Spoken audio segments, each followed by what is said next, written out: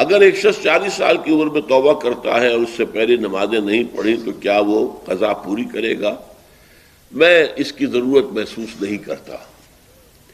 جب علماء بتاتے ہیں کہ ہر ایک نماز کے ساتھ اتنی ہی رکعتیں اور پڑھ لی جائیں تاکہ پچھلی قضا میں آپ کر لیں گے تو میرے نزدیک وہ نوافل میں شمار ہو جائیں گے، لیکن یہ ہے کہ توبہ سے قبل کے تمام گناہ اللہ تعالیٰ معاف کر دیتا ہے۔